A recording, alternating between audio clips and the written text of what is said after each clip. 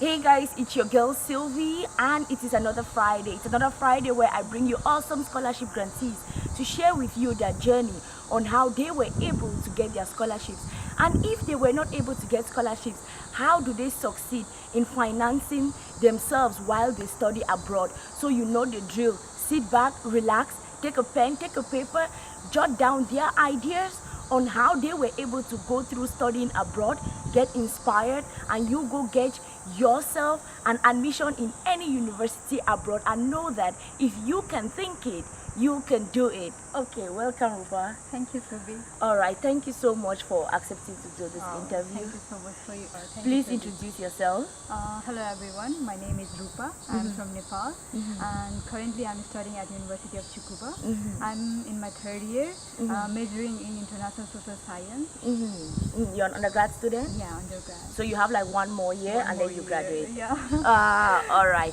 Okay, I know that financing studying abroad is not very easy. So I would like to understand your journey. How have you been able to succeed financing your years all through undergraduate? Because like you're undergrad, which means you're still very young. So how have you been able to do it over the years?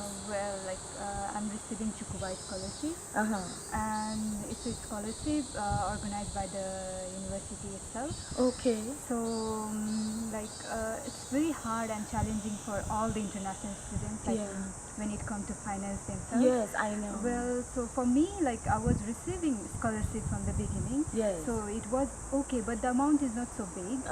And for my program, it's a G30 program where all the students are supposed they are waived for the first 6 months. They don't have to pay for the tuition and admission, so it's very good for us. It's very easy to adapt the environment at that time. And for the 6 months, the scholarship amount, I just save them for the upcoming. Okay.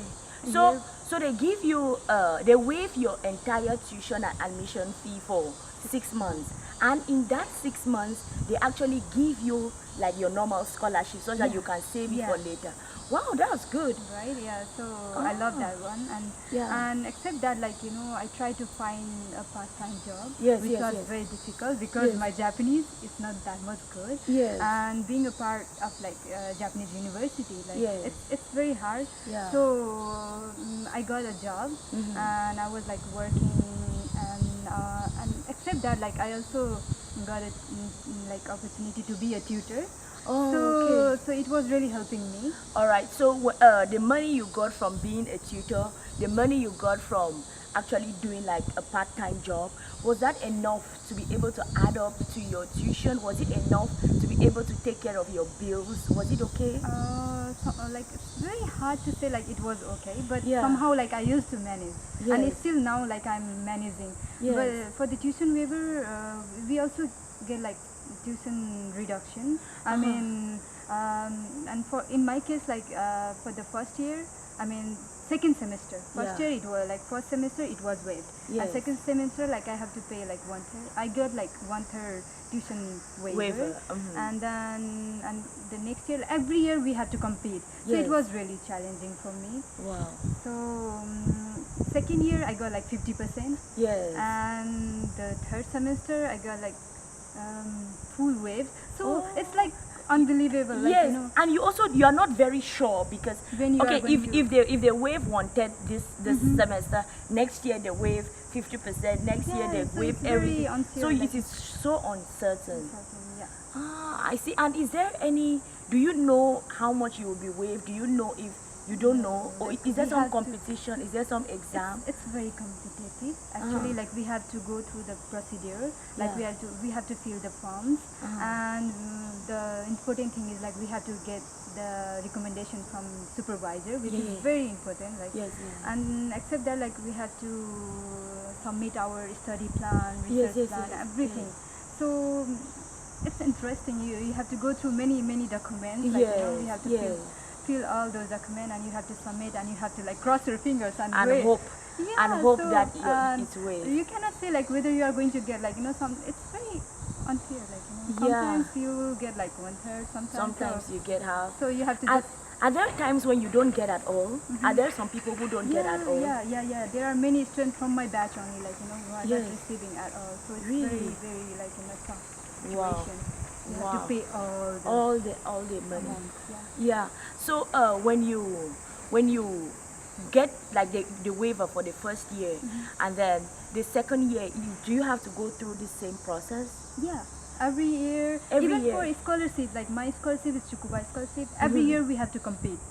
So it's not like for 4 years. So, So every year we have to go through, like, the procedure, fill the forms and submit, and especially your academic record. You have to maintain your grades. So it's really challenging. Wow. Okay.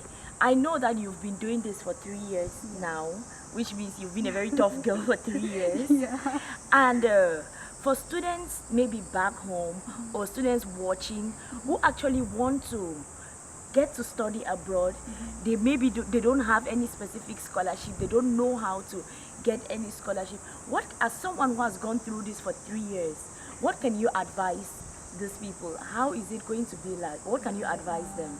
Very good questions. Actually, like, I would like to tell them, like, please go, like, please ask someone, please consult the one who is very, experienced and who know, like, about the scholarship, and so it really helps, because I also used to consult my supervisor regarding the scholarship, and even I went to office. I always used to go there and ask the department, like, is there any kind of scholarship? So I think it really helps. You need to consult someone who knows very well about that.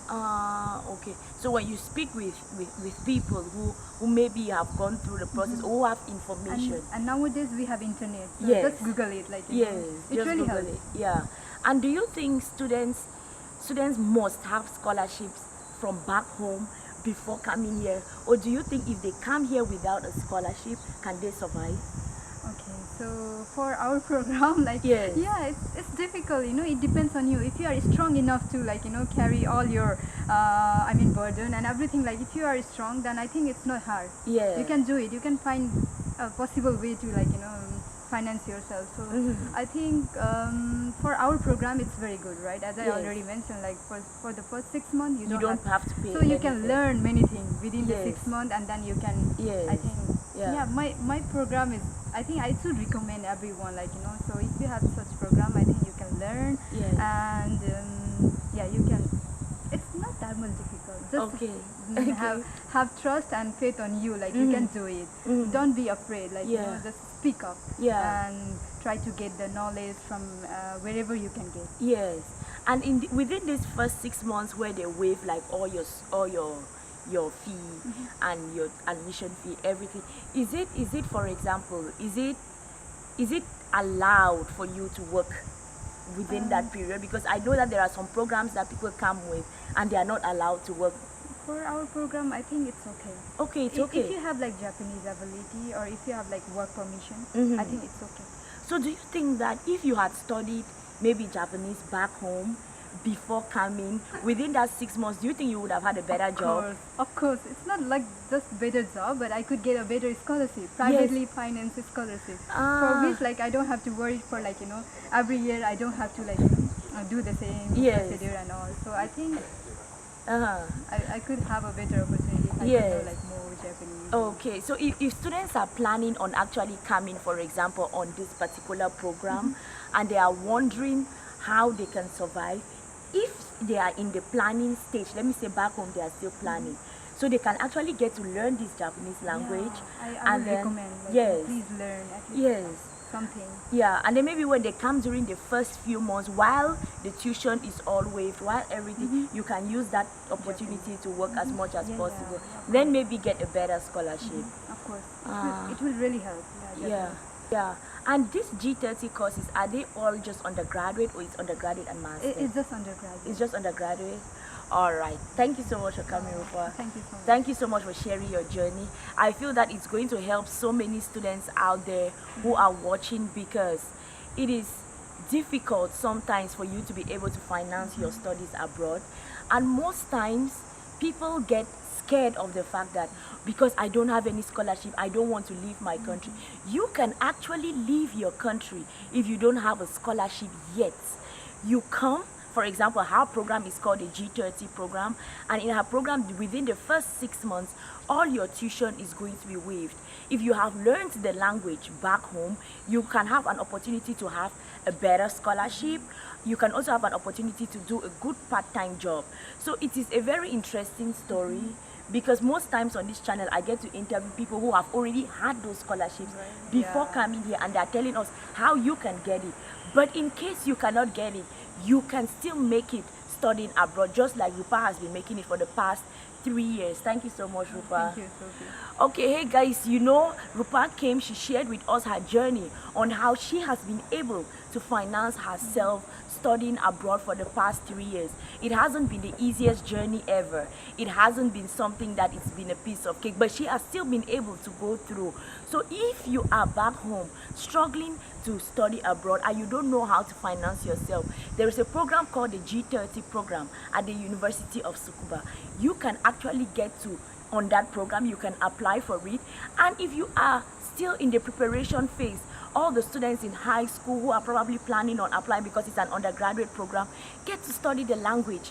Study Japanese if you're planning on coming to Japan. It is going to help you get a better scholarship. It's going to help you do some good part-time jobs. Thank you so much for watching. I do videos every Friday and Saturdays. Friday, I bring you awesome scholarship grantees to share with you their journey on how they were able to get their scholarships. And on Saturdays, I bring you stupid, crazy videos, which is still okay. And remember to rate, comment, like, subscribe. And from Rupa and I, bye-bye. See you. Bye-bye.